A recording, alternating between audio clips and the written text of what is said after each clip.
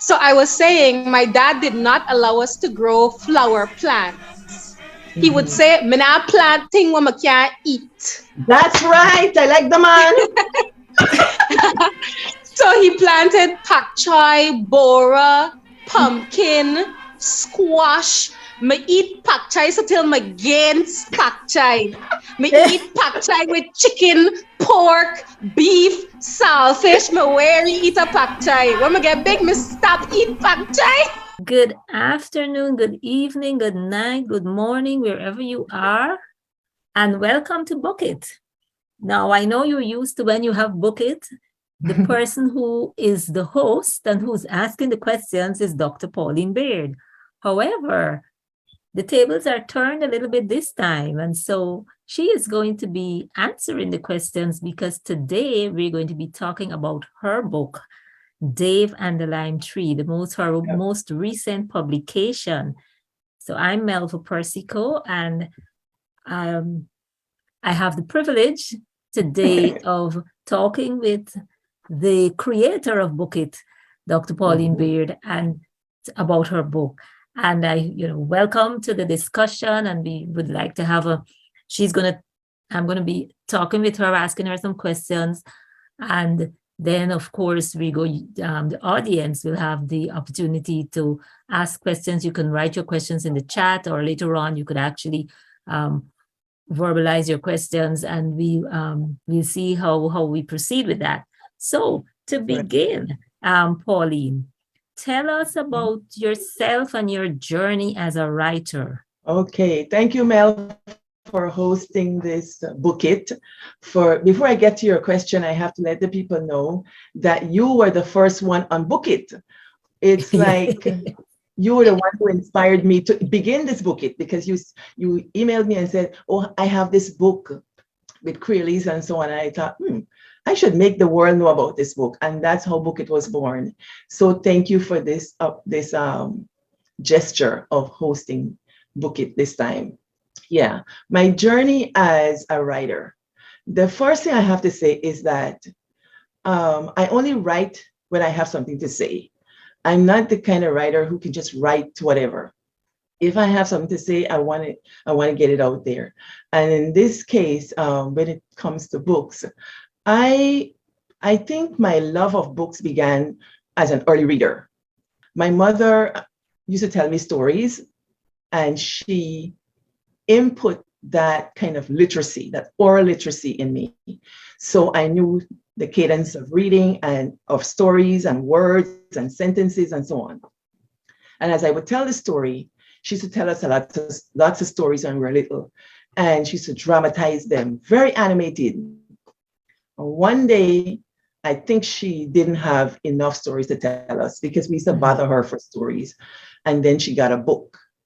I was very little. I asked her, "What is that?" She said, "A book." And she was telling the story of Rumpelstiltskin that I knew before without books. And she was reading it in the book. I watched her mouth and I looked at the book. "What are you doing?" She said she's reading the story. From that day, I couldn't get enough of books. I couldn't wait to go to the library and Books in Front with Pauline Hosanna to get my books. And I think that's where my journey began, because we educators know that input comes before output. So that's how it is. And I write because I want to embrace all of me. So whatever I write, you will see something of my background, something of my birthplace, something from my experiences as a Buxtonian Guyanese and as a Caribbean person. So, and the crafting of the books, I just kind of stumbled on that. Actually, as a writer, I wasn't trained to write books. In all these degrees I have, all of them are in English, bachelor's, master's, PhD, but I never learned to write books in any of those places. It's a woman who taught me how to do this thing I'm doing here. So that's it in a nutshell. Okay. Well, thank you so much. And what I noticed is that most of your books seem geared towards young people. Why is this so? For many reasons. Let me give you the First reason, my sisters have children. I don't have any, I birthed none. So I have one in Antigua with one child and one in the United States with a daughter. And this is the experience. The one from the United States, she was going to school in Taiwan. All of a sudden, she texted me one day, Auntie, I have this paper to write. Can you help me? I said, sure. She said, it's about a culture, Guyanese culture. I want to write about Guyanese culture. Mind you, this kid went to Guyana one time, but she loved it. And you know who she went with? Dion from Our Story Got Melody. Mm-hmm, mm-hmm. She went with Dion. And you know what she's going to be getting, right? Dion took her to so many places, even Buxton, yes, Mm-hmm. and so on. So this kid, and she told me, she said, you know, Guyanese people are so kind and they're so honest. If you're here and looking good, they say, Kayla, girl, you're here and looking good. Mm-hmm. They don't lie. So she loved Guyanese culture. And so she wanted to write a paper about that. So I said, okay, let's brainstorm some topics. And when's paper due? Tomorrow? So what? Oh, you can ask me for the paper about culture for tomorrow. That's number one. And it occurred many times. The one in Antigua, same thing. Auntie Pauline, I got this thing to write. I want to write about something. And it's all about culture. So I realized there was a gap. I realized that these kids that my sisters have and my brothers, they're not growing up the way we grew up with the backstep stories and the front step stories and the moonlight night stories. They're not growing up with grandparents, nor with aunties who are dropping these stories as we wash the dishes and clean the floor. So I had to find a way of how I can tell them our stories before it's too late. When a time comes when they can't ask me. So if I'm having that problem, what about other people in diaspora? Some of the things I am writing about, let's say navel string. I would ask Guyanese right at home, where your navel string there? Where your navel string berry? Gal, me no know. Well, I could tell you why, you know. Buy these for you one day.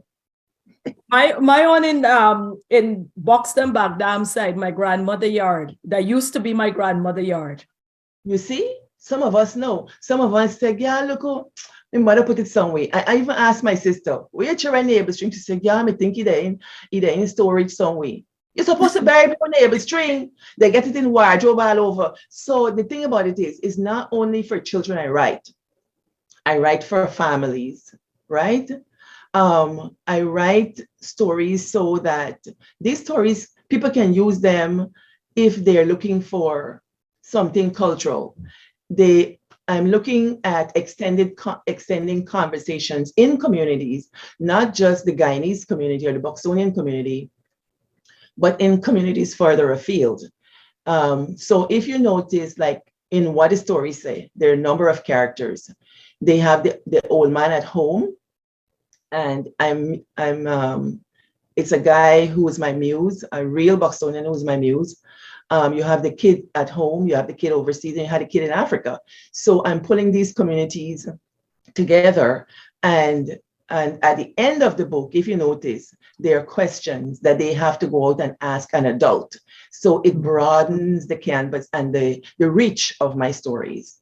And the first set, Navel String and Dave and the Lime Tree, they're performative.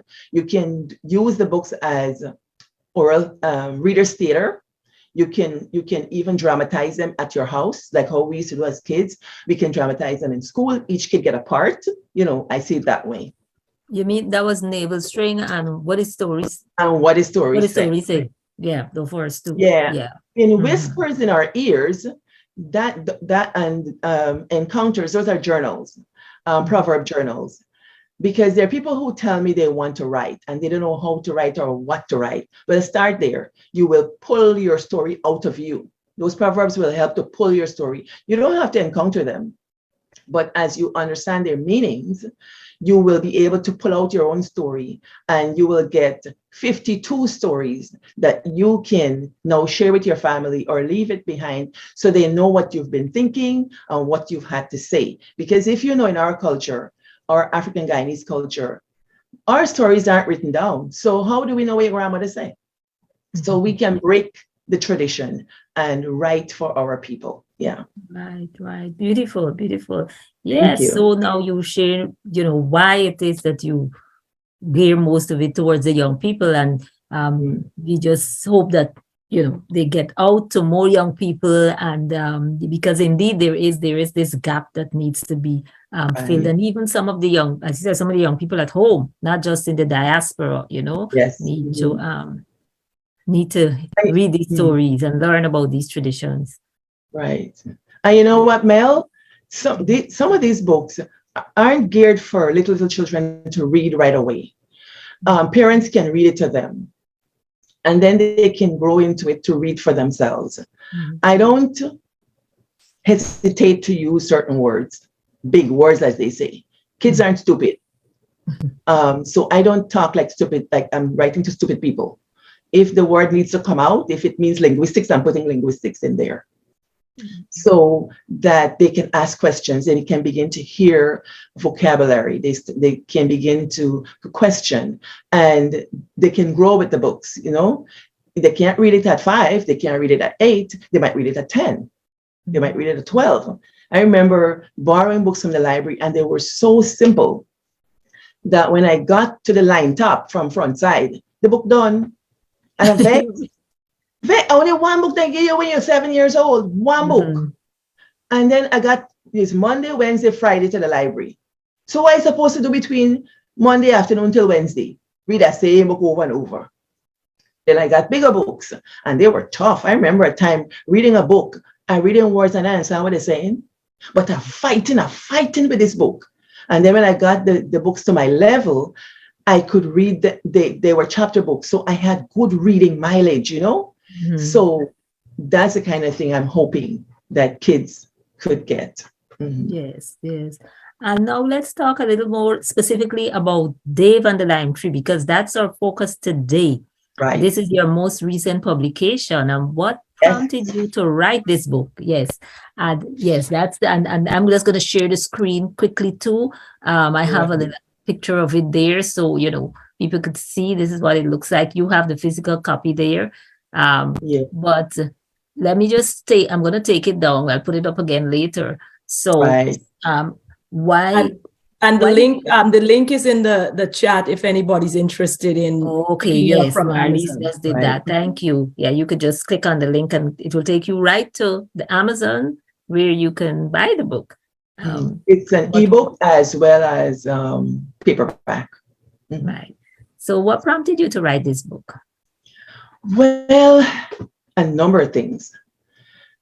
First thing I observed, when you live abroad, you kind of compare cultures. And when I got to Palau, I noticed women. I always looked at women. I observe women all the time. And I noticed this Filipino woman had beautiful flowers. I don't know what is it with Filipino women and gardens. Like they got the green touch. All their plants thrive. They have this beautiful, no matter where they live, they got to get some flower plant or something. And these plants would thrive. And I noticed this woman would go to her plants, and when she's watering them, she's talking to them. She would say, "Oh, thank you for the flowers. Oh, you're pretty, huh? And nice, huh?" And she's talking and talking. I said, "What are you doing?" She said, "She's talking to the trees." I said, "Why?" I said, "Why?" She said, you got to talk to your plants. You talk to your plants. You talk to them. There's live and it's come better." So I observed that. And then I tried to remember my mother in our yard at Brush Dam. It was a garden, beautiful. And people used to remark on her yard. She would cut rubber tires and put them around these plants. And when she's in the garden too, she would pick off, branches and talk to the plant. "Oh, this plant look nice." And then, she'd mold it up and touch the leaves and so on. So I thought that thing was only my mother. Maybe she was, little bit. So, but then I go to Philippines in Palau, and this is Filipino doing the same thing. So she's not. So, and there are other people in that part of the world that do the same thing. So I thought, well, that's a place to start to talk about this tree in the yard at my parents' place. You see, when I think about writing our stories, and I think about writing our histories, our family histories. But to talk about our family histories, I don't have to begin with a human story. I can begin with a tree, right? So that way, I'm making a relationship with the land to talk about history. Right. What happened in that spot of ground that was my home? So I started to talk about that and think about what my culture gives to this whole business of plant raising and gardening and so on. Yeah. So anything else? I can go on and on. Right. So, no, you can Yeah. continue. Go, Okay, you so you run the stage tonight. So go if ahead. you notice in Dave and the Lime Tree, it's a real tree. It's a tree at the yard that my parents bought. They bought this property with a $10,000 that they borrowed. My mother used to work at the Ministry of Agriculture, I heard. And at that time, the minister was Gavin Kennard. And my brother Gavin is named after him. And my brother Gavin lives at that yard. He's a Rasta man. Hey, love, bye. I'm sure you must be watching. And he works in the back dam. So Gavin Kennard lent my mother a $10,000 and they bought this property. And it was an old house on it. But I remember, sorry, going to that property and seeing this lime tree. It was old. And I'm sure that tree must be over 100 years. It was old already. And so what my mother, they broke off the branches and she had this old galvanized pail, that is you bathe babies in or do washing. And she hung it in the tree because they have this idea that metal things or aluminum things, I don't know, metal things help the tree to grow. What's the science behind that? I don't know exactly. And then the tree looked as if it was punishing. So she got this spike nail, it's a big nail, like about 4 inches long, and drove it into the tree. That's supposed to help the tree. So Guyanese might know about that. And this tree began to flourish, whether it's mind over matter or caring, but that's the tradition. She put it there, broke off all the dead parts and began to mold up the tree. When you talk about mold up the tree, it means that you got to put cow dung. So guess who's picking up the cow dung? Not me and my sisters and brothers. We used to go all the brush down pasture. No, it's not pasture. People live there. But across, when you're going towards Bladen Hall, on the railway embankment, on the right-hand side, there was nothing there. Not a thing. Just pasture and lots of swampy areas. So we used to get in those grasses with our bags, because people used to let their cows go in that area. And we used to be tramping through there and picking up cow dung, half dry, and put it in the bags and haul the bags back. And my mother used to use that to mold up the tree. Right. We had coconuts too. So when we have coconut trees, you skin the coconut and you take out all the husk. And there was a lady named, we used to call her Cousin Juju. And you might not know who she is, but you know the famous eyelash. Well, I was eyelash mother. Okay. So they used to sell coconuts. And so they would have all these coconut husks and so on in the yard. And she'd put that around the tree. What she was doing there is using the natural things to make mulch and to build soil. And so when I talk about Dave and the Lime Tree, I made a family that is a grandmother and a granddaughter and a son, a great granddaughter and a son. So the story is a multi-generational story of how they relate to the tree and the land. But the story is not real. It's a make-up story. Right. And yeah, it's not a real story. But just one story about this lime tree. My brother Gavin had gone away. He lived abroad for some time and he went back home. When he went home there, and he was there one day and 2 little boys came on the land and big fight broke out. They start fight. Hey, let's take down lime from this tree. This is a me tree. When I said, not a me tree, a you tree, a me tree, a this family tree. And them a fight for this lime. So Gavin said, hey, who you? Them stop. This is not a tree. Go on the side. They're fighting over the tree. Who gave them the tree? How it become their tree? Listen, you don't know children is take over tree? Let me tell you, me and my friend Joy, they had a dongs tree by Brethren Church. That was me and Joy tree. Okay. And we climbed the tree on a Monday and we sit down up in the tree. Let anybody come there. Tell them, I mean, better meet them there. Hey, come down from the street and you tree. Mhm. That's happened with children. Mhm. Okay, okay. Yes, so Yeah. and I like how the fact that you said there's so many aspects and of culture that that you're bringing out there in the story, the whole idea of the multi-generational family and so on, which is very much a part of life and culture and our life and culture. So I know that one of the things when you talk about the book at the back of the book, you mentioned STEM. Yeah. But then, we also know about STEAM because we have to put the arts in there. It's Right. not just about science, technology, engineering, and math. So, how does the book relate to or connect to STEM and STEAM and culture, not just in Guyana and the Caribbean, but in various parts of the world? Yeah, that's a big one. I wanted to get books to the children in the village, and I didn't have a way to do that.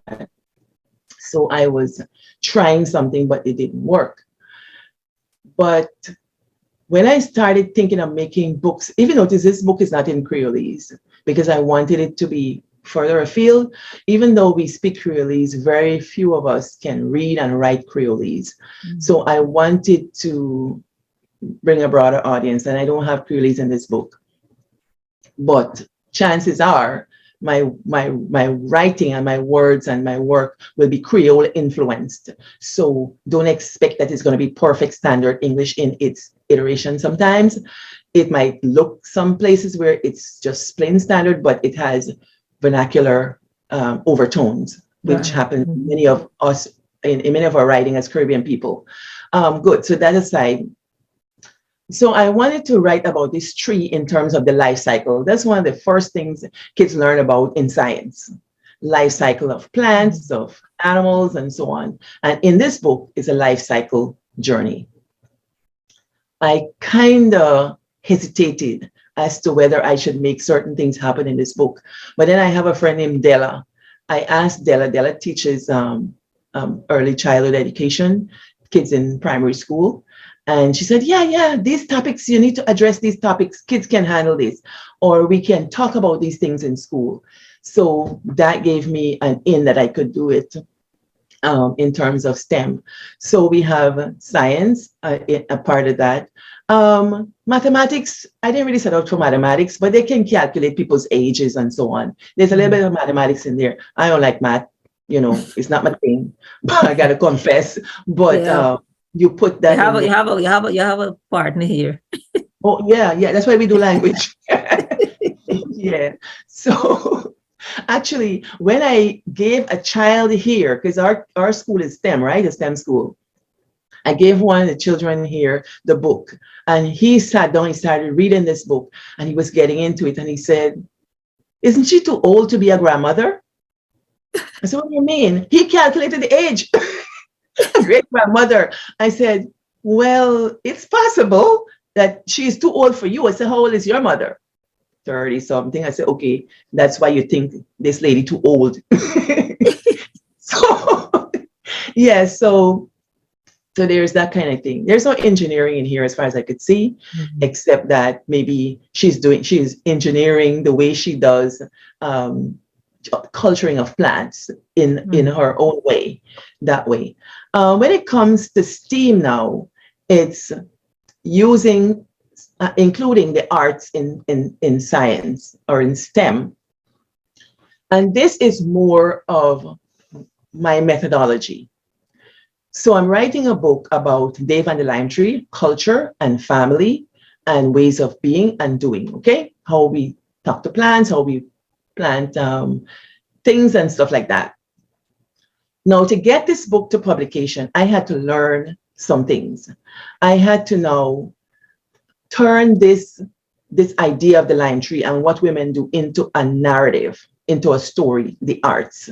More than that, I had to now learn how to bring this thing to this book form. So I had to go now and use technology, the software to bring this book to fruition. I didn't know at all. I didn't know anything about it. So, but I sat there every day learning this software, learning it as I'm making the book. So watching myself in that journey and think, okay, I can take a topic in science, I can make it into a narrative in literature, and I can have a product on the end that's a real book using technology on Amazon. So I wanted to prove that. But before Dave and the Lime Tree came, I was writing this book for 2 years. One of my students in my class, we were doing literature, and she wrote a little story. And I said to her, this is publishable. We should take it to publication. She didn't believe me. So I kept pushing and pushing. She said, okay. And she started crafting this book. What she was learning in computer sciences, using Illustrator and so on, she began to bring together. One of her peers could draw. We brought her in. So we have a main graphic art.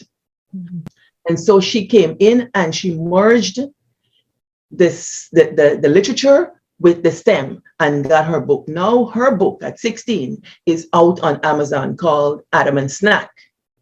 And that's a little girl whose parents are Egyptian, and she's Egyptian, but born in Japan. You know, that book brought together so many things that makes this whole business of STEM and STEAM and books work. Yeah, so that's what I've been working on. Yeah. Okay. Wow, right. Yes. Yeah. So as we move along, what I noticed, and, we're talking about art, STEM and STEAM, but as I read through the book, some of the lines seems very poetic, and, some of them were rhyming and so on. And I'm going to just read, I just extracted 2 bits. I'm going to read them. And my question to you is, was it deliberate? But before you answer, okay. For instance, on page 7, I made a note that said, Tita loved gardening every day. She cared for plants without delay.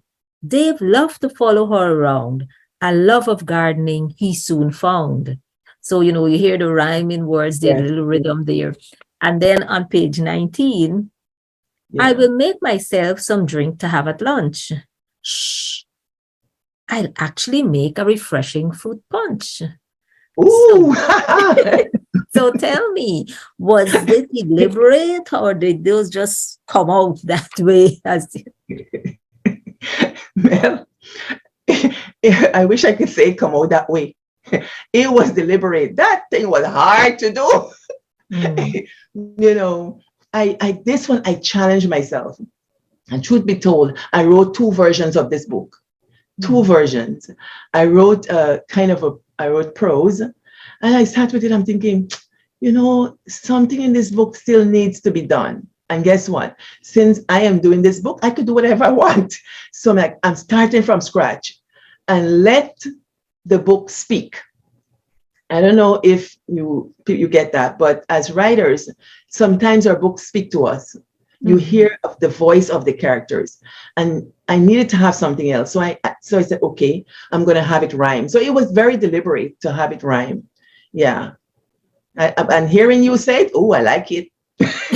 Okay. All right. So you know what that means? You got to have was it? Oh my goodness. And now it's gone to be, you got to have the recorded version. What is it they call it? Oh, the audio book. The audio book. Yeah, you got to have the audio book.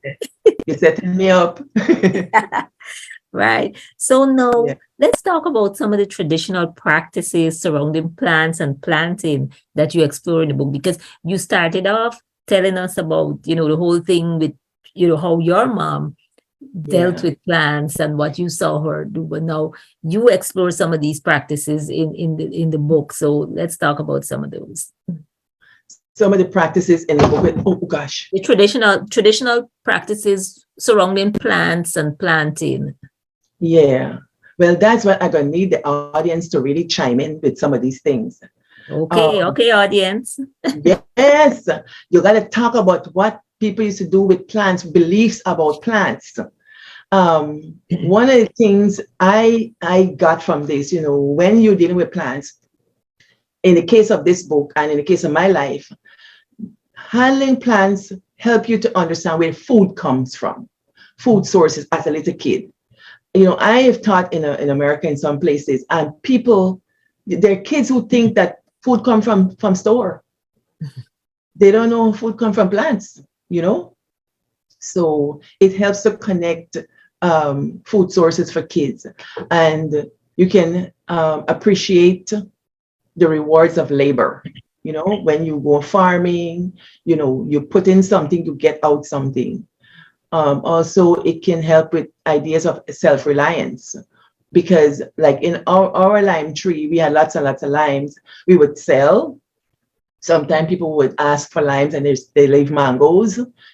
People trade resources. Barter. Yeah.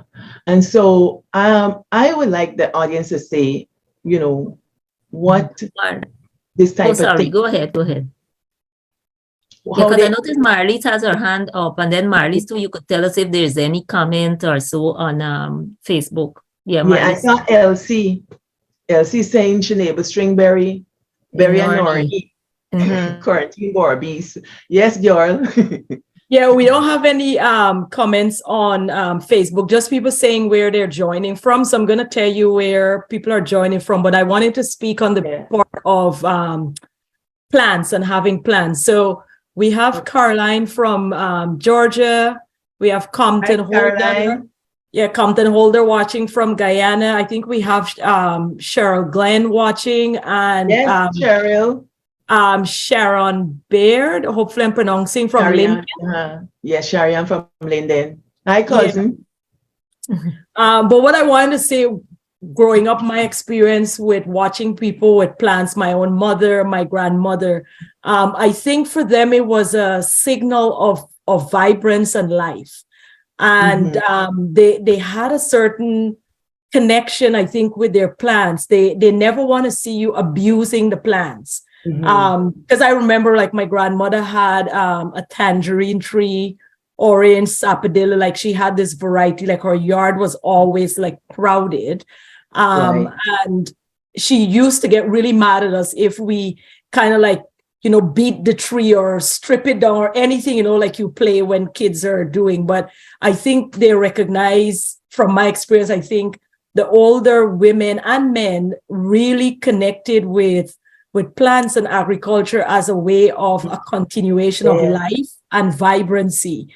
And I think that will connect to the part of the fact that that tree, the fruit tree or vegetable tree there'll always be food. So you don't have to like always go scavenging or whatever the case is. That's my sense that I got. Because up to this day, like my mom still grow a ton of plants. Keep collecting them all the time, and I think that's the connection that I can gather from that. Well said, Marlies. Yes. I noticed Elsie had a comment there. I'm just going to go ahead. Yes. Well, Elsie, I see you put it there. So I don't know if you wanted to say it or if you want us to read it for you. Sure, I can say it. Yeah, I was saying that. Hi, good night, first of all. Hi, Pauline. Hi, Melba. Nice to see you both.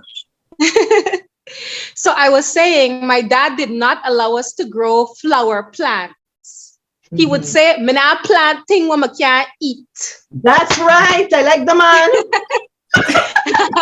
So he planted pak choi, bora, pumpkin, squash. Me eat pak chai so till me gains pak chai. Me eat pak chai with chicken, pork, beef, saltfish. Me rarely eat a pak chai. When me get big, me stop eat pak chai. He make you gains it. Yes. So I just found that interesting because I would always admire other people's flower plants, but I grew up thinking, okay, Elsie, a flower plant is okay, but your yard should be filled with things that can be eaten, because that actually serves a better purpose, I guess. And when there were the floods in Guyana, and the greens were expensive in the market, my dad's words came back to me. He would say, when I not getting for eat, I can eat flower plants. and it made sense. Yes, yes. I see Fern wants to say something. Go ahead, Fern. I was going to say, so I'm Fern from Palau, living in Australia. I had the privilege of having Miss Baird from 8 years old to 18. So you have many children in Palau.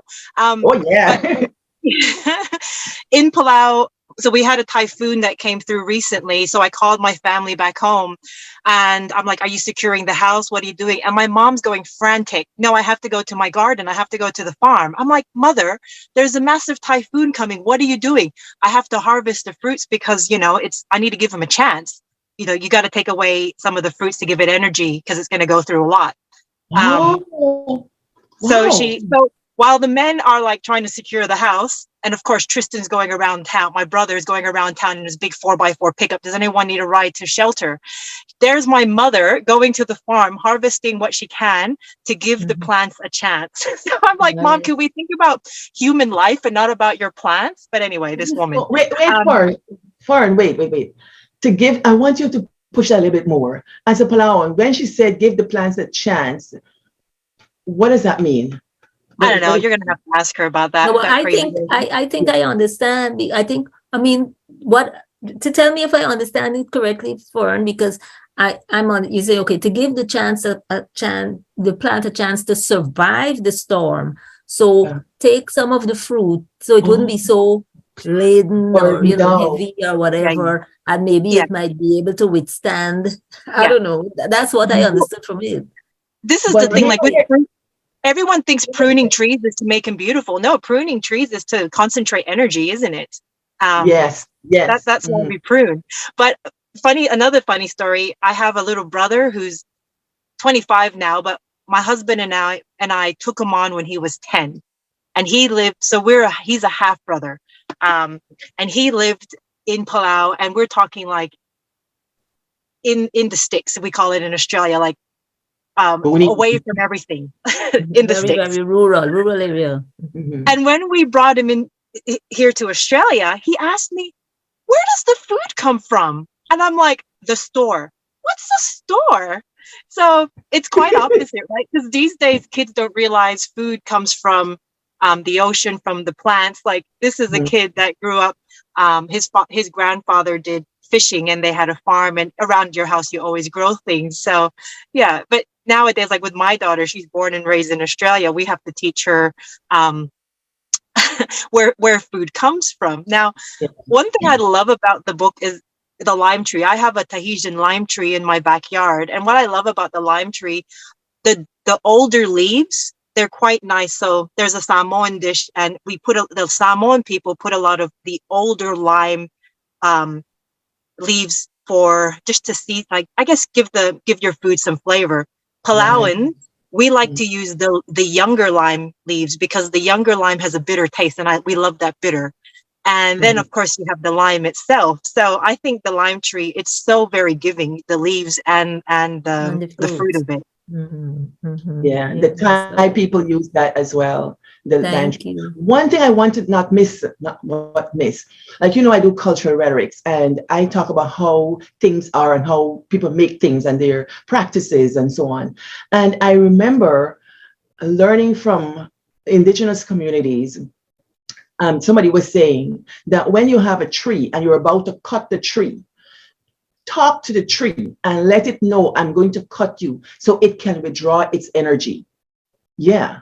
So the indigenous people, my chair is an Anishinaabe scholar, and I think it might be in her practice, because I think I saw them talking about it there, that before you cut the tree, the Native Americans would talk to the tree and say, I'm going to cut you. Thank you very much for what you're giving to us. And then they would cut. So they let the tree take its energy back from there.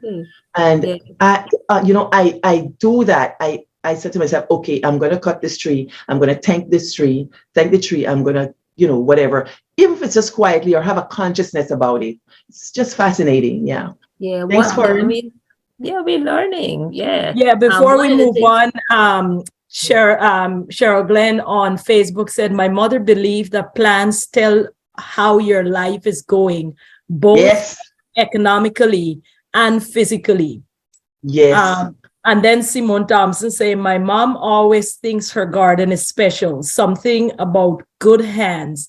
You have to get to make your plants grow. Yes. okay. Let me speak to that a little bit. They say if a person can't keep a plant, their mind bad. They get good mind. So sorry, I'm putting it out there.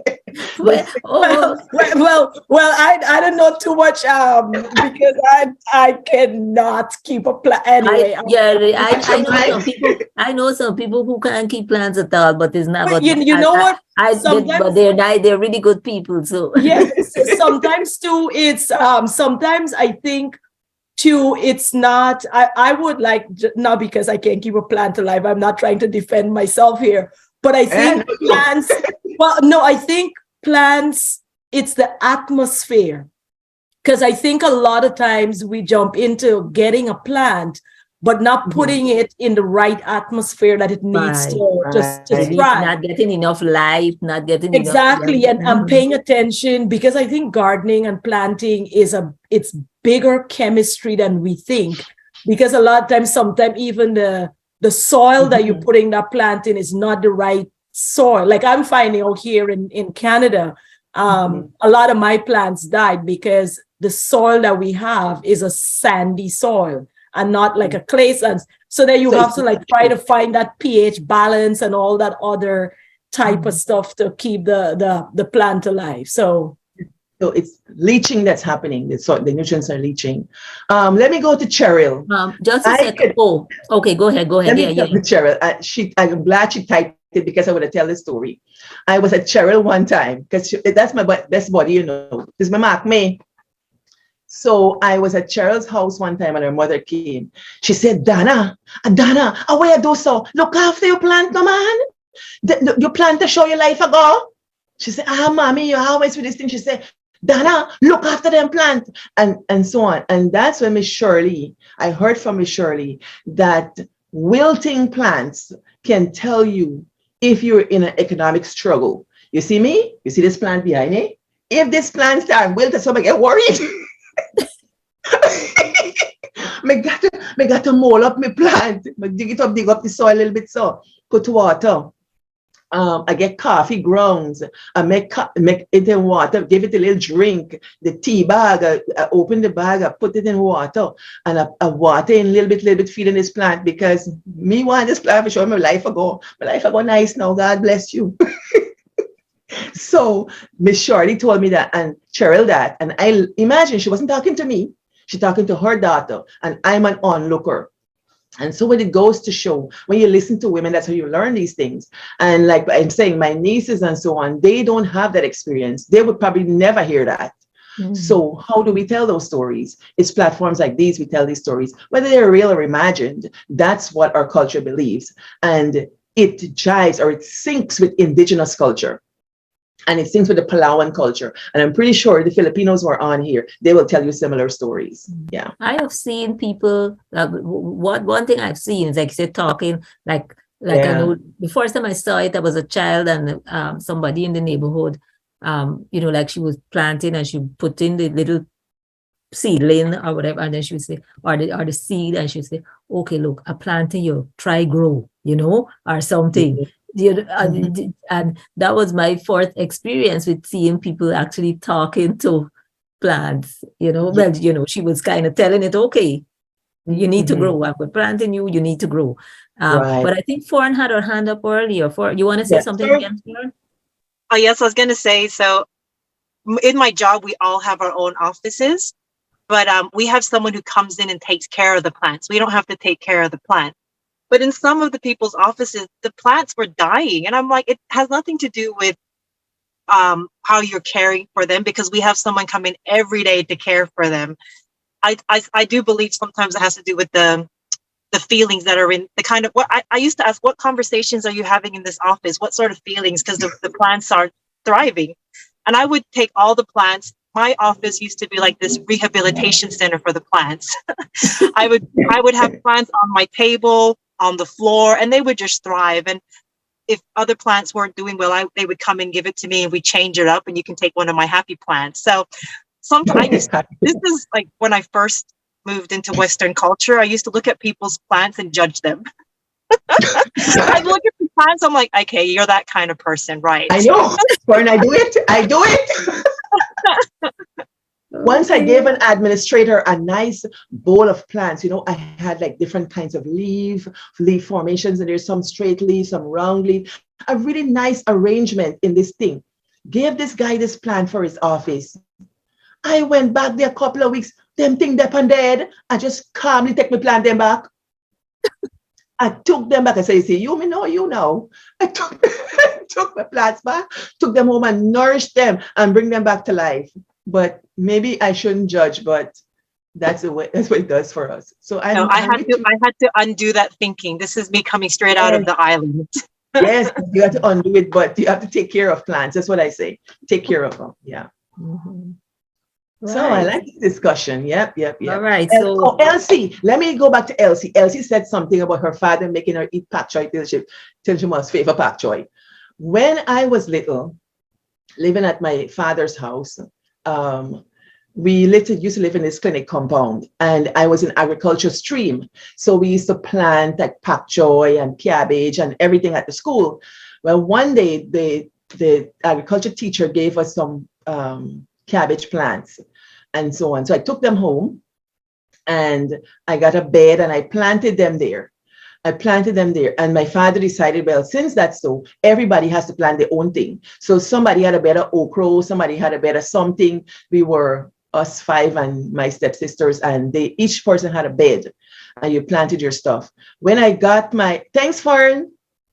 Thanks, Fern. Yes. And maybe you're going to log on later? I will. I've just snuck out. I'm at church. Yeah, because I want to hear that story about the drink. All right. So anyway, so we got these beds that we had to plant, and my cabbages came really big, and my father is a boaster. My father walking around the village telling people, man, a girl bring a cabbage from school, man. If you see a cabbage, I'm going to grow it, so I get big cabbage, so, and he boasting. But at the time, I didn't realize that it was a way to feed us. Each of us planted a bed. You know what it is to feed 7 mouths? It's a lot. So we had these beds and stuff, and we ate that. One night, he gave me raw nuts. He bought raw nuts, and everybody eat their own. Me eat me own, me plant me own. Mm-hmm. I planted in loam soil because I studied agriculture. This thing produced peanuts. My father is the first time he saw that the peanuts start at the top and it would go down into the soil. Man walk tell whole village, a girl plant peanut, man. I think I come from a top. You go bottom. So the man was amazed at how peanuts actually grow. Mm-hmm. And it was something else. It was something else. It's quite the experience. Yeah. Mm-hmm. Yes. And I think you probably mentioned this before, but when we talk about letting the younger ones, giving them insight into the culture and practices. So I just wanted to come back to that again, because why do you think it's so important? We talk about some of these practices that we were traditional practices, regarding plants and planting. Why is it important for young people to know about these? Young people, some young people, and I'll give you an experience. When I was in Antigua, there's a Guyanese friend of mine who teaches agriculture there. She said the Antiguan kids, I'm not casting aspersion, as by I'm some they in that school don't want anything to do with the land. Them say a slave. They say we not come to school for turn slave.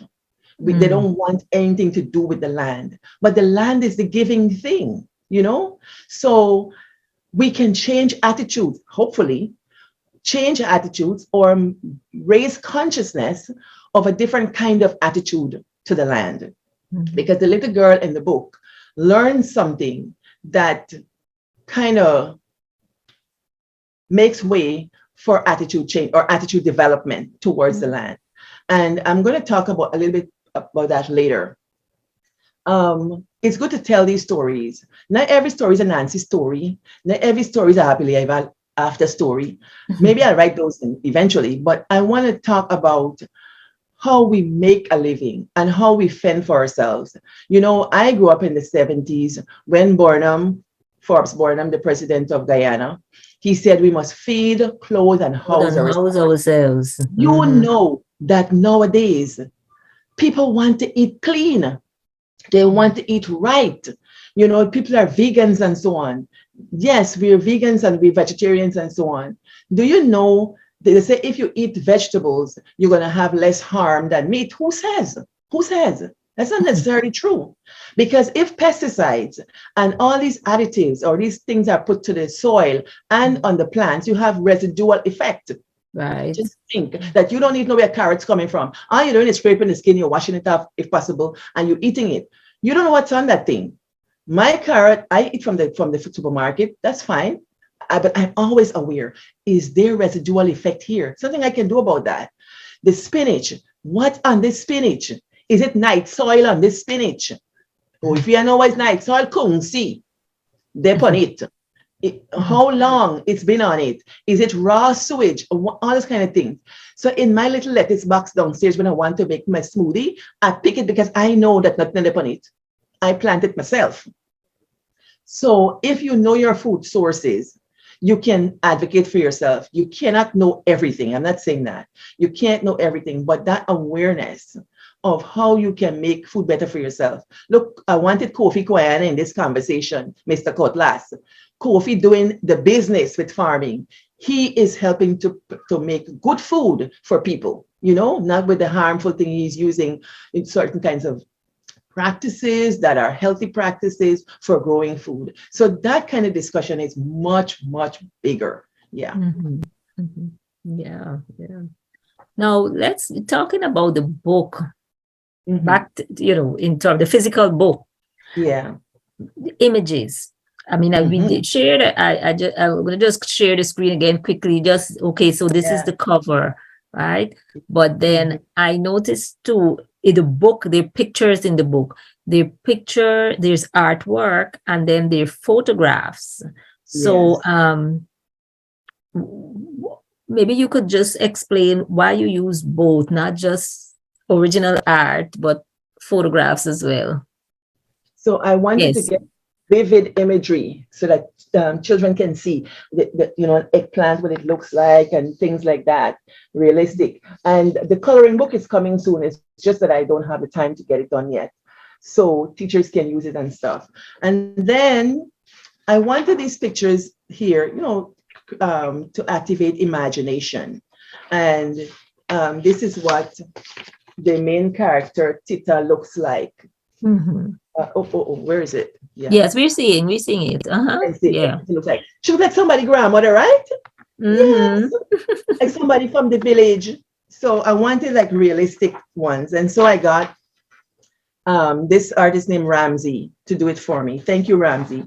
But then there is this one here with the hand and a crooked okra. Yeah, it's an actual person's hand. Now, this hand is the hand of Andrea Bryan Garner. She couldn't be here today because she's doing the inaugural Pepper Pot Festival. Woohoo! Congrats to Andrea. But Andrea sent me this picture of this crooked okra. She said this okra, there was a string, I think, growing there. And the okra's growing process got interrupted. So in order to accommodate its surroundings, the okra grew in a circle. It grew to fit its circumstances. And the reason why I got this picture is this same niece was in Taiwan, and maybe she was slacking off on her work or whatever. And the teacher, she called me like 9 o'clock at night, crying, saying, Auntie, the teacher said, if I don't get myself together, I'm going to find myself working in the fields. Oh man, I went crazy, boxing crazy. I'm like, she said, what? You're going to be working in the fields. I said, give me your number. And she doesn't want to give me. I stayed up, I looked for their number. I was going to read that Woman a Riot Act. But I was telling, I was so mad. I was telling Andrea, what do I say to my niece in these circumstances, you know? And Andrea said, show her this okra, that you can let your circumstances work for you. You're not done. No matter what the circumstances, you can grow around like this okra here. And so I showed her the okra. And I said to her, there are people who are going to tell you that the land and the fields are derogatory. I said, African people had a relationship with the land that was not derogatory pre-slavery, pre-enslavement. So I want you to go there. That land is mother. And I told her, listen, I went to South Africa. I went to the cradle of humankind. And it said there, the world's navel string start here in the earth, Mother Africa. I said, there is something about the earth. Don't you ever let anybody make you think that if you have to work in the fields or if you have to work with the land, that you're less than. No. I said, and that thing that she said to you was meant to degrade you because the fields connote slavery. And we're not going to stand for that because this wasn't our doing. And someone of another race or ethnicity going to tell you this. I'm not standing for that. So that's why Andrea's hand is in there. And that's the story behind that picture. And I couldn't talk about farming and growing without talking about the crooked things, the fruit that's bitten by the worms or eaten by worms or bitten by insects. You know, when you go to the supermarket, you don't see those because something wrong with them. But let me tell you something, them are the sweetest ones. Them crooked potato and the crooked cabbages and so on. The small edo. Like yesterday, I dug up, I had the neighbor's kid come by. He wanted to help me in my garden. I'm winterizing my garden. He said, Pauline Sensei, I want to help. He brings his little scissors because I'm cutting leaves. And I said, okay, here's this taro, this emo. And he got the emo, that's for potato or edo. And I said, break them off. And he started breaking off. The edos were so tiny. They weren't like the ones we got. But, you know, in some places they throw that away. They're nothing. No. You have to know that there are small ones too. And there are crooked ones too. And he picked off a bunch of them. And then I said, okay, take those home to your mom. And he went home. When I'm cutting the mint and some of them, you know, they're overgrown, I throw them away. He took his little scissors, he cut them out. He said, I'm going to give my mommy this. So he went home and gave it to his mommy. And then he come back for more for his mommy, you know? So he's establishing a relationship with the land. He's going to have that with the land from us teachers on this campus. Nobody's told him that that is derogatory work. All around us in this 360-degree mountains are old people bent double. When you see them straighten up, it's because they got the hand and walk up. If you go there at 5 o'clock, 6 o'clock in the morning, they're with the land. Oh my gosh, it's a stink bug run across my camera. Yes, they're bent, they're down in the fields, their fields, and they're harvesting their crops. They're going to dry their onions. They've been drying their onions in summer for all of this year and winter. They put up their persimmon. They're going to dry persimmon soon for the winter. All these kinds of things. So the hand is in there. We got to look at a realistic hand. These things are done by hand. Even if they're automated, like in Japan, they have many machines to help them plant rice and so on because people are old, but they still get in there with their hands and do the work. So that was why that hand is in there. Okay. Now, what I noticed is that at the end after this, you finish the story, you have some recipes. Well, yes. I expected the one with the swank, the lime drink, but then I was surprised to see some others. Tell me why did you decide to include these other recipes? Okay, what recipe? Let me see what recipe I have in here. So we got swank or cool down. And then we have soursop meche. Well, listen, we had a soursop tree in our yard, in Amelia's ward, in Linden. And Yeah. we used to make that, but I never know it was called soursop mecha mecha. But it's like call it soursop mecha mecha. Oh, you okay? Yes, because me I know what I you was call going to it. take the soursop and take it. But mecha mecha is what is mecha mecha really? Mecha mecha is them anything you catch, What's a better way? Maris, you can explain mecha mecha. Elsie, what is mecha mecha, girl? Give me a definition for mecha I think mecha. mecha mecha is kind of like a mix up of like pulling together different, throwing things together. So there's Yes, I think so. there's no rhyme Yes, or I was gonna reason. say a lot of things. Yeah, I was gonna say Exactly. just a lot of different things. So it's Even like, with for instance, you might take the soursop and you're gonna put little essence, you might put little milk, you're gonna put sugar. There's sugar. Then somebody gonna say, let's throw in some nuts, like all kinds of, so it becomes a match, like a mismatch, I think, is yes, of mismatch. ingredients that tastes good. Yeah, I was looking for Edgar Henry's book, but I don't have it upstairs here because I don't even. I got the it mecha somewhere mecha too. would have been Yeah, inside. It's Guyanese, probably. Yeah. but I Yeah, see but I mecha like Marley's explanation and both at Marley's and Elsie. Yes, that makes sense. Yeah. Mm-hmm. So with the soursop mecha mecha now, you get the soursop, you can remove the seeds if you want. But basically, as kids, mother used to give it, you should peel the thing, give you a cup, and we get a spoon, and so we just chunking it down so. And then we put little sugar or whatever, she put little condensed milk, and you ponging it down and you're eating. Not much to it. It's very healthy and very wholesome. Some people put essence, some people whatever. That is the mecha mecha. Mm-hmm. And since the book had the Tita, the grandmother, she had a soursop tree, Mm-hmm. She had a Okay. soursop tree. So what is it we can do with these trees?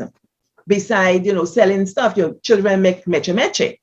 So Mm-hmm. imagine the child working with the grandmother in the yard and so on, not to give away the story. That's the kind of thing you won't get as a reward. And then they get mango and pepper and salt. Well, we say, who used to have that when they go to school, man? We never used to be Well, now they're using plastic bag. In the meantime, it was brown paper. Yes, it was brown. In meantime, it was matchbox too. You used to put the salt and pepper in the matchbox. If you bring salt and pepper, your friend mango, and you eat it. So I wanted this recipe in here, childhood things. And if somebody from our culture reads this book, they can get a taste, not just read words. They can go find some green mango and try it out. They can find some soursop and try it out. They can find lime and make swank and try it out. I don't know if Foreign is back, but Foreign told me a story about what happened with in her family with this book. Yes. She's not back yet, but hopefully, if when she could share when she comes back, if she gets back before. Yeah, go ahead. On Facebook, I was about to say, Sandrine and Lynette both said, when on the topic of mecha mecha, throwing things together to make a meal is what Sandrine said. Yeah. And so Sandrine Harris and Lynette Zephyr said, a mix-up thing that comes out to be what you make up. Yes, and this come out good. It's come out good. Marley, let me get this story. When we were in Guyana in summer, me and Marley spent hunting for monkey apple. I gotta put that footage. We've been looking everywhere for monkey apple. Marley, start the story. Yeah, because monkey apple, to me, it almost mimics. It's think about soursop. If for people who don't know, if you're not Guyanese and on, but it's a smaller fruit and it's kind of yellow, I guess, inside, if one for a better word, and yellow outside. And it's one of those fruit that during the summer, it was always very prevalent. And the same thing, you end up making a monkey apple mecha mecha the same way, because you can mix it with milk, you can mix it with sugar, and all that kind of stuff, and it becomes really good. But for some reason, hopefully I'm not derailing things, but the other thing is with now, I think there's a lot of fruit trees and plants that are no longer available. Mm-hmm. So even if kids want to find this thing or know about it, it's not readily available, because we really had to really search to find a monkey apple tree. And when you find it, it was like by some trench corner that's too dangerous to go go to the tree. But there's something to be said that some trees almost are extinct, like you can't find them anymore. Yeah, it's true. I was always thinking, where is monkey apple? Because monkey apple to me is one of the signature things of small days and country life. If you didn't eat monkey apple and eat piece of bed, something wrong. But nobody never used to want to admit then eat piece of bed because of the name. And for those who don't know piece of bed, You gotta tell me what's up. you know what's piece of bed? No, Okay. You know money bush? no. Oh, Mel, sorry. Money bush is a legume, right? And it grows this pod, a long pod, let's say like a tamarind, but longer. But it's not exactly, it doesn't have a shell. It has a casing. And inside has these fine seeds. But this thing, it's sweet. What does it mimic? Let us say sometimes it's a little bit like dry tamarind consistency, but not sour. Not sour. But it has these small seeds. But you can eat this thing inside. So when I was little, Is that a flower? Is a flower plant a pod that comes on a flower plant? No, flower plant that grows wild. It used to grow wild. Okay. And so it used to like to grow on the sides of roads like Brush Dam Road in Buxton. All the Brush Dam on the right-hand side were poor piece of bed trees. And with money bush tree. And on the money bush has a kind of circular leaf.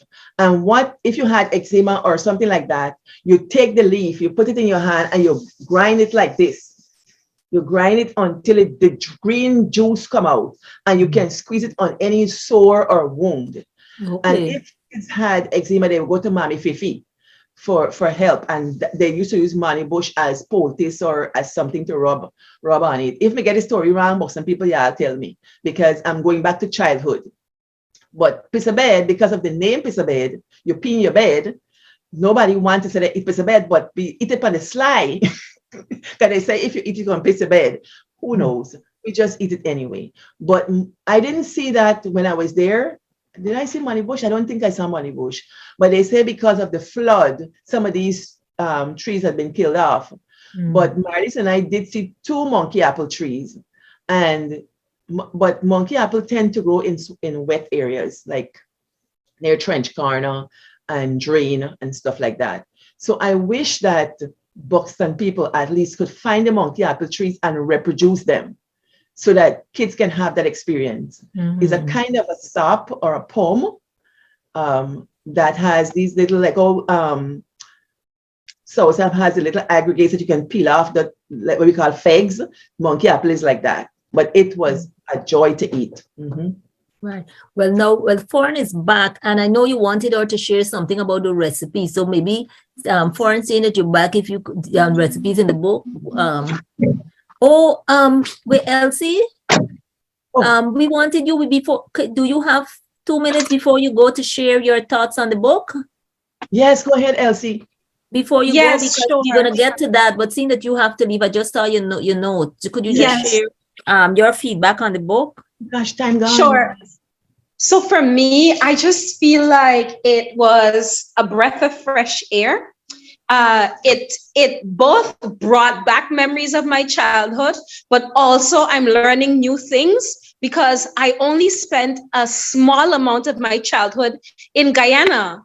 I left Guyana when I was 6 years old and I moved to St. Kitts. So my frame of reference as a Guyanese child, so to say, is very limited. So reading Dave and the Lime Tree, I feel like, okay, I'm a Guyanese girl, but also I'm understanding things from a different perspective that I couldn't really grasp because I wasn't here to watch it happen.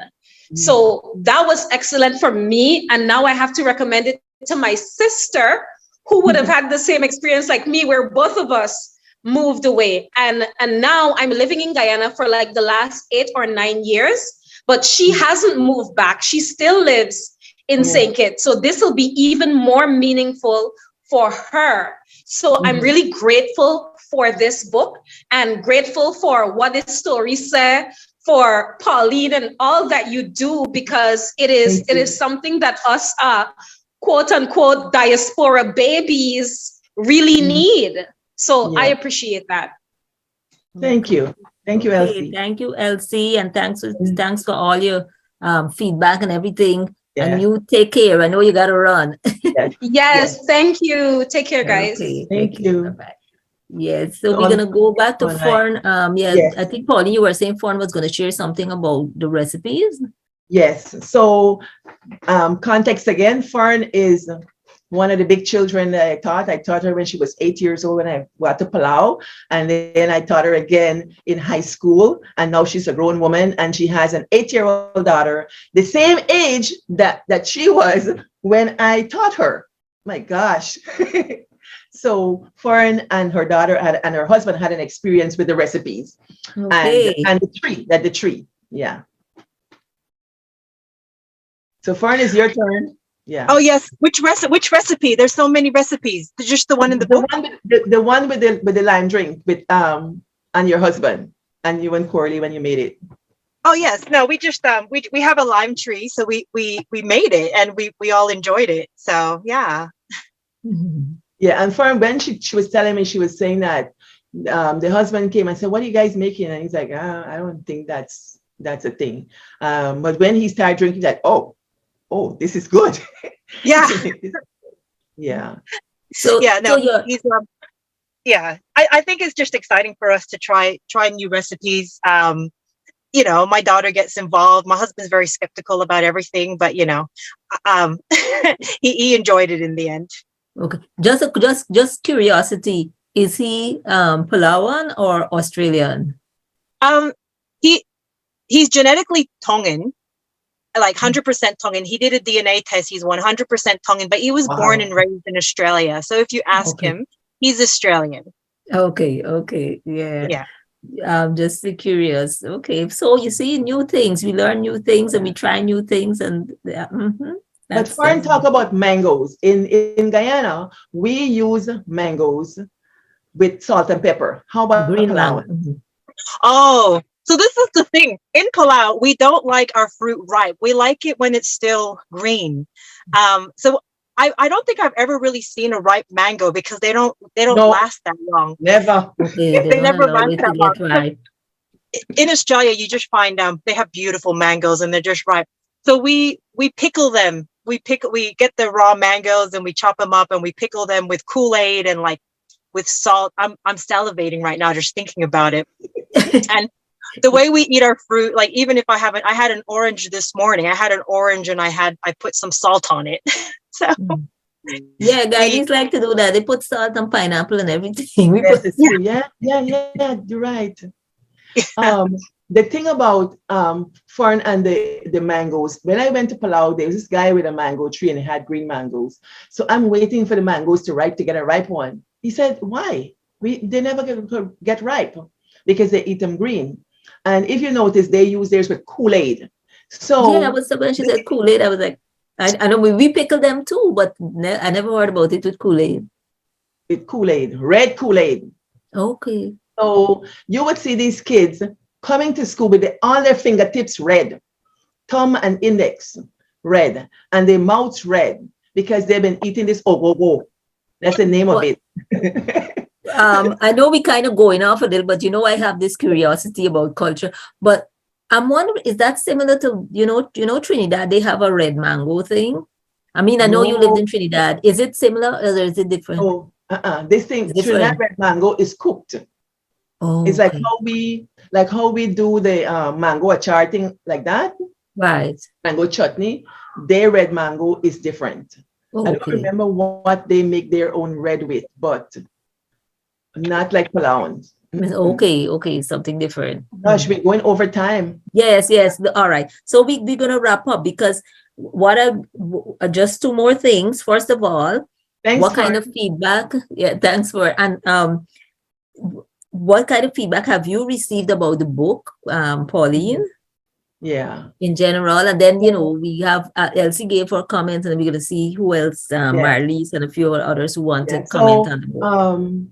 So Fern is the one I pitched it by Fern. I said, "Can your daughter get into this book? I wanted to know because I don't teach the kids. what's it like? And she said she read it to Coralie, and of course Coralie liked it. And then Coralie went out and looked at the lime tree in the yard, and she's writing about the birds, and she's writing about this tree, because I had held a writers camp for kids in Australia, and Coralie was one of the kids who attended the young writers camp. So she was writing about that. So it resonated with her, and I was happy that a kid could get into it and they could actually make swank and try it out. So that was kind of nice. Who else? I gave it to Marlies, and Marlies had her response. So I will have her talk about it. And then we had Elsie here. I had a couple more people who were going to come in to talk about trees and plants.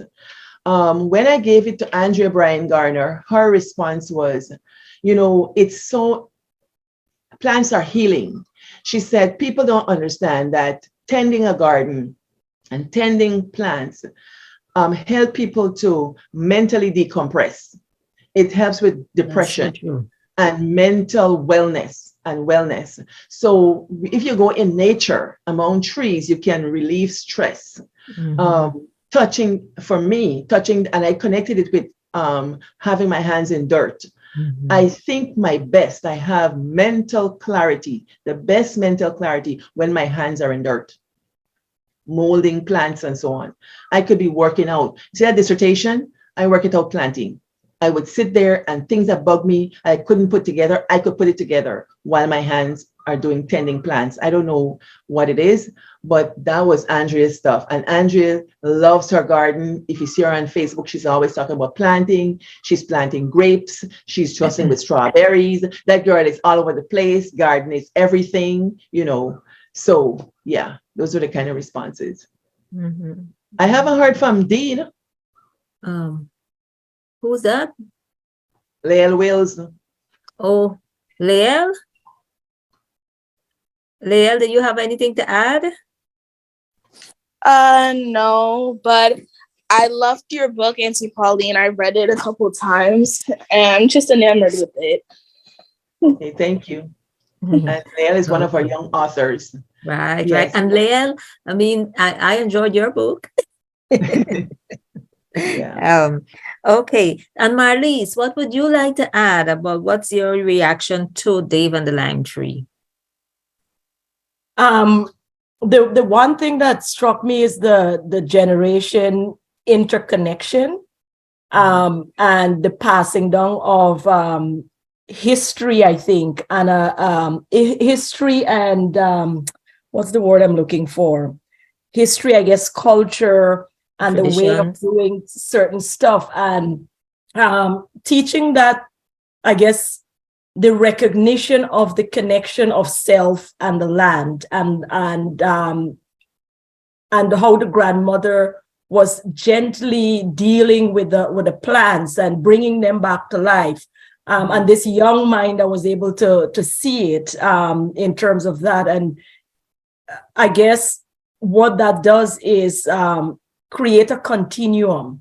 And I think it's a continuum that our people in particular is missing, especially for a lot of us who have moved away from our original place of birth and have had children in other places. Sometimes I think with a book like this, we can gift it to our kids, I think, despite what age they are. That's what I like with Pauline's writing, that it transcends across age. It's simply enough for a young child, but it's also, as an adult, you can read into it and understand certain contexts that you can put your life, I guess, in. But I think what Dave and the Lime Tree does is show this. What I like is the intergenerational path that it took. Like, he grew up with his grandmother. Then here is his father, and this lime tree still stands. So it shows like continuum and, I guess, longevity in a lot of ways, because now young Dave, who's now this father, have this connection to the tree, but it's also a remembrance and a continuum of his grandmother. So, because every time he sees this tree, he's remembering the nurturing that his grandmother gave him and the nurturing she gave to the tree and to the land, which in turn feed them. So then he now transfers that to his daughter, who one would hope would then continue that journey. So then it's not a loss of culture and a certain kind of practice. I think that's what I got for me from just looking at that book. But the piece that really struck me, because for me, both my grandmothers passed away. I think I was 10 and 11 respectively. And I think, Paul, you were saying some kids said, this woman is so old to be a grandmother. When my grandmother passed away, the first one, I was like, it was kind of like I was sad, but then I was this nonchalant. Well, she was old anyway, kind of not in any disrespectful kind of way, but you figure old people die. And now that I'm, in my 40s, my grandmother wasn't that old. So when I read this book, was like that yearning of, I would really wish if I had a grandparent still in my life, at least up to a certain age, because I think I missed some key learning and connection by not having that grandparent in my life. And lastly, I don't want to domineer things, but I think the other thing this book kind of can teach us is it's really important for us as parents to always make sure that our children have a connection with their grandparents, because there are things that we cannot teach our children that the grandparents will teach that child. Especially if we're now in this advanced technological age, we sometimes forget that history, but the grandparents is there and they would teach that child. So it's important to connect your child with their grandparents. And I'll stop there. Right. Yeah. Very well said, Marlies. Thank you. And Fawn, I think you wanted to add something? Yes, I just wanted to say, when I first read the book with my daughter, she started asking questions about her grandparents. And that started a whole dialogue about, and then we were able to tell her stories about her grandparents on my side, grandparents on my husband's side. And she's very lucky. My grandmother, her great grandmother's still alive. And now we're planning, she wants to go back and spend time with her great grandmother and get stories out of her. Wow. She asked I have an aunt here because my dad passed away. My aunt's taken up the grandmother role. And I'm her namesake. But my aunt's telling her funny stories about how when my dad and my uncle were younger, they would leave the house and put a note on the door, "We're gone, the key's underneath the mat." That's the sign on the door, like silly stories like that, letting the whole world know no one's home and the key's under the mat, go ahead and rob us. So that was really quite exciting. Now, and the other thing, in Palauan culture, we know our matriarchal line. My daughter can recite, she can go back 8 generations of the women. She can do that. But we don't know who their husbands are, because in our culture, it's not significant. We know who your mother is. You came from your mother. We know who your mother is, and that's what's important. So it's just nice that the book started an interest, that conversation into family. Like back home, it's still a intergenerational living. My grandmother lives with us. Where here we're just a core family, myself, my husband, and my daughter. And she does miss out a bit, not having those generations in the home. Man, that moved me to tears, that knowing 8 generations. That is so awesome. I know, I'm not sure I know 8 generations, but what I know that fascinates me is that I live abroad, but you can tell me a house in the village and I could tell you who've lived there. I could tell you, I can know Buxton like the back of my hand. I know like every house, who lived there, who their families. I'm like, how do I know this? Why is this important? I know the land. I know the people. It's amazing. So I can be anywhere and write our stories because I lived it. And thank you so much, Fern. And you told me that other story about Miss Sumang. Oh, you guys had to go to do gardening. You tell it. Yeah. So a little bit about me. We weren't such a well-off family, and Miss Baird used to feed me in the morning. I was the hungry kid, and I would go to Miss Baird's house and eat all her food, and she'd pull me out of class. And borrow my ice cream. I borrowed the ice cream, yes. So I used to go to, Miss Sumang taught me how to farm, and I used to go to school probably about 5 o'clock in the morning, and we would farm until 7 a.m. And Miss Sumang, she's an amazing woman. She's a much older woman, more like a grandparent when I was a student. And she would tell me, you have to talk to your plants. I'm like, I'm not talking to the plant. She goes, this is a plant I speak to. Look how big the fruits are, because this plant is my friend. This one I don't speak to. Look, it's not even producing me anything. So, and she would tell me, like, once when we had our farm, we've done all the hard work. In the morning, we just sit in the farm and we pick the caterpillars and squish them and put them in the soil. That's part of going to the farm. Even just sitting there amidst your plants, picking things and putting in, because we've done all the hard work. So every day she'd go in, but she would always produce the most beautiful, vibrant colored fruits and vegetables. And I remember my first harvest. I brought it all home and I was going to go sell it, and they wanted like 5 cents for a taro. And I thought, I've put so much love and work into this. No one's having it. You can have it for $20 a piece, not for 5 cents. Thanks. All right. Thank you so much for that. Thank you. Lael wants to say something. Lael, go ahead. Mhm. Yes, thank you. After Miss Fern talked about reading the book with her daughter, that caused her daughter to ask questions about her grandparents. That reminded when I was reading the book with my mother for the first time, and she told me about the yachting shoes and how you called them Batasumwaki. Yeah. Batasumwaki. Yeah. Yeah, a lot of things come out. Yeah, yachting shoes. Nobody calls them yachting shoes. They call them Converse now. I never understand why are you buying Converse? I'm like, that's Batasawaki. Pauline, I have so many Converses. I have a thing for Converses. You want them?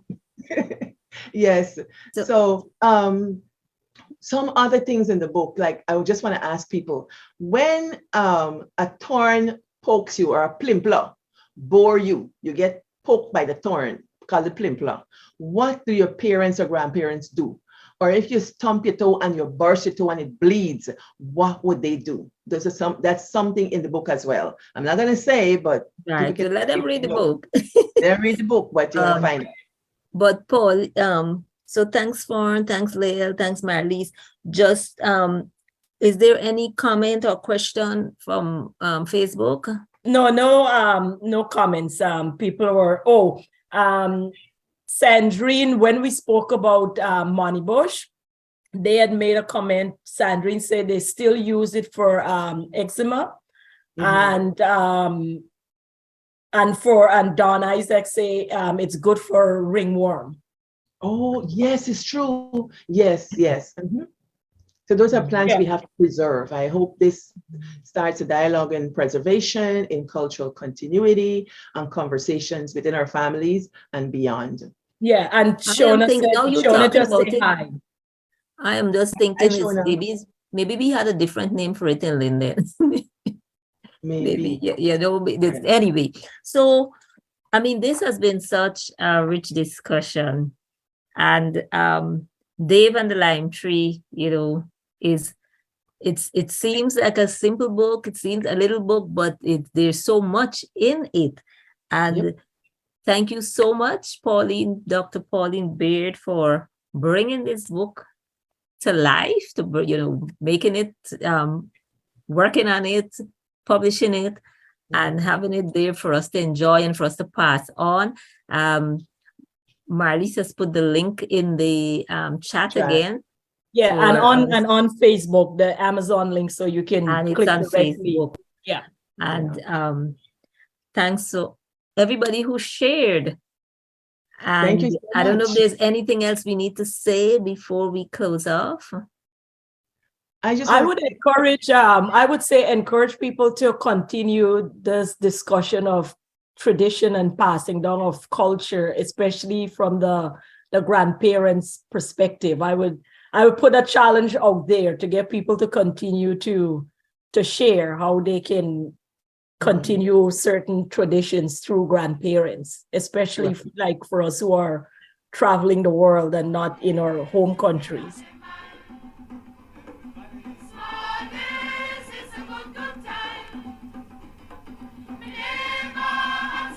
Children, I can see that the dust is really This is still on in my